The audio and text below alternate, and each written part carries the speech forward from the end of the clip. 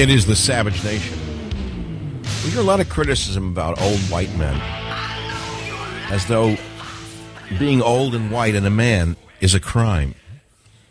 I hear no such criticism by the left about the Rolling Stones, who are all old white men, who are obviously past their prime. I mean, it doesn't mean they should be executed. I mean, they shoot horses, don't they? Should they take them out and shoot them because they're no longer what they were 30 years ago? Is that the point? Oh, are we back on the air? I'm sorry, just thinking to myself, trying to entertain myself. And talk radio is very much like being in a prison cell. You're basically alone with your thoughts, looking at the news and trying to come up with ideas that will intrigue and interest millions of people who you never met, never will meet, never want to meet, and then have some of them call you with pertinent comments.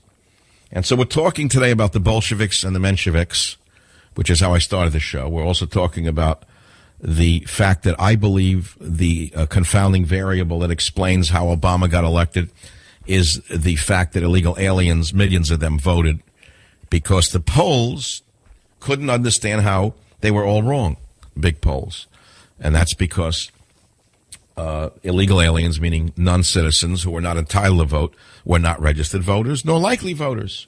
So by sheer logic, by the steel trap that I have for a mind, I have figured out that it's a likely prospect that the millions of illegal aliens that are in this country who have no right to vote, in fact, were encouraged to vote by the illegal, illicit, immoral, fattening Democrat Party.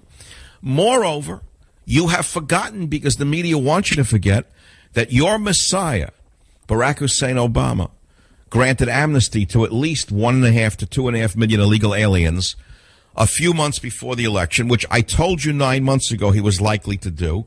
How do you know they didn't vote? What makes you think they didn't vote? What would have stopped those illegal aliens who were granted de facto amnesty from voting? Who would have stopped them? You? The police would have stopped them? If you would have dared ask them for ID, you would have been arrested because the country's upside down. The country is so upside down that if you demanded ID of an illegal alien, you would be arrested. And why? That's how it works, my friends. When you have an illegitimate and you don't want to be carborundum, what you do is you float like a butterfly and you sting like a bee. 1-800 is not the number. I almost gave you my old number. 855-400-SAVAGE. It's only Monday. Lighten up.